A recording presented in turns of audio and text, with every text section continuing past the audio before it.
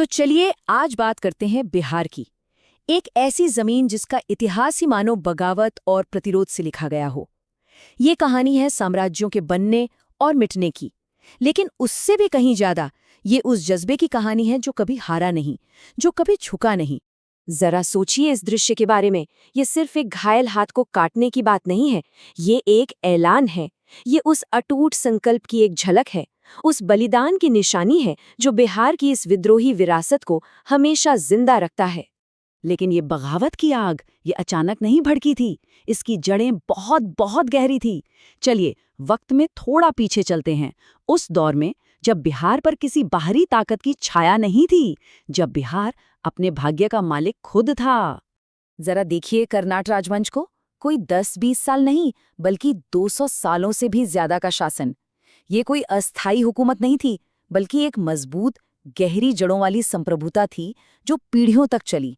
मतलब बाहरी ताकतों के आने से बहुत पहले बिहार में एक अपना संगठित राज था। और वो खुद को सिर्फ राजा नहीं कहते थे, उन्होंने उपाधि अपनाई मिथिलेश्वर की, यानी मिथिला के स्वामी। ये सिर्फ एक नाम नहीं था, ये एक घोषणा थी, अपनी जमीन से उनके गहरे जुड़ाव और उनकी पूरी आजादी का प्रतीक। कर्नाटक शासन सिर्फ ताकत और सियासत का नाम नहीं था, ये संस्कृति का एक स्वर्ण युग था, एक गोल्डन एज। इसी दौर में मैथिली साहित्य ने जन्म लिया, दर्शन की नई धाराएं बहीं और एक अनोखी बौद्धिक पहचान बनी।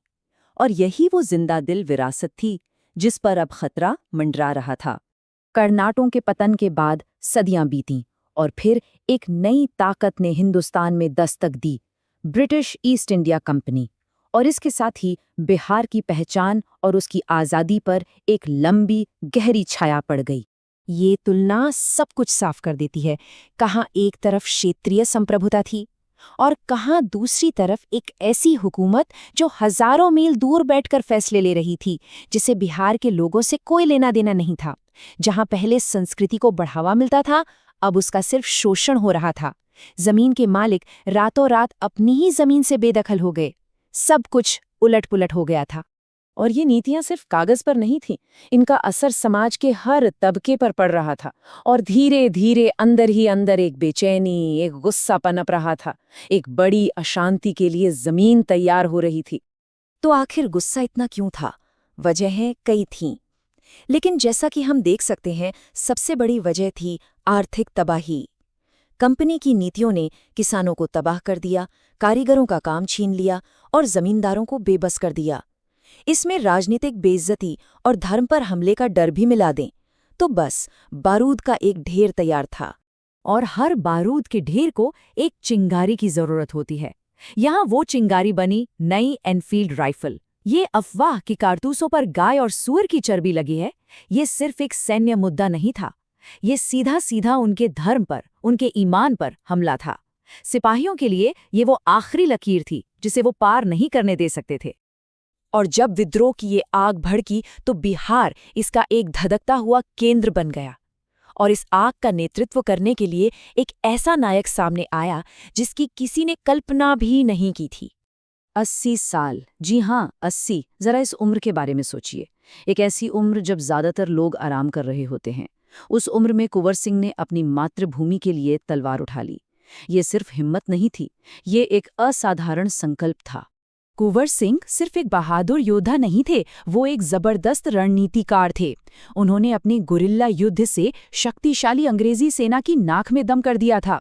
उन्होंने आरा जैसे अहम शहर पर कब्जा किया, नाना साहिब जैसे नेताओं से हाथ मिलाया और बड़े बड़े अंग्रेज कमांडरों को बार बार चकमा दिया। वो एक साये की तरह थे, जहां किसी को उम्मीद नहीं होती थी वहीं हमला करते थे। और यहीं हम उस अविश्वसनीय पल पर वापस आते हैं। अपना हाथ गंगा को अर्पित करने के बाद भी उन्होंने अपनी फौज को एक और जीत दिलाई। वो मैदानी जंग में कभी नहीं हारे। हाँ, 3 दिन बाद जख्मों की वजह से उनकी जान चली गई, लेकिन वो अपनी शर्तों पर एक विजेता के रूप में इस दुनिया से गए। आखिरकार विद्रोह को कुचल दिया गया। तो क्या इसका मतलब ये है कि ये सब बेकार गया, कि ये एक नाकामी थी? बिल्कुल नहीं। इसकी विरासत इसकी हार से कहीं ज्यादा बड़ी और कहीं ज्यादा स्थायी है। देखिए, सैन्य तौर पर विद्रोह नाकाम रहा, यह सच है, लेकिन इसकी असली विरासत जंग के मैदान से परे है। इसने पहली बार दिखाया कि अंग्रेजी साम्राज्य को चुनौती दी जा सकती है। इसने प्रतिरोध के वो बीज बोए जो आगे चलकर आज़ादी के आंदोलनों के रूप में खिले। और शायद सबसे ज़रूरी बात, इसने पहली बार एक राष्ट्र के रूप में भारत की भावना को जगाया। और इसलिए हम इस आखिरी सवाल पर आकर रुकते हैं। साम्राज्य तो बनते हैं और मिट जाते हैं, लेकिन कुंवर सिंह जैसी कहानियां वो हमेशा जिंदा रहती हैं। तो सोचिए, असल में ज्यादा ताकतवर क्या है?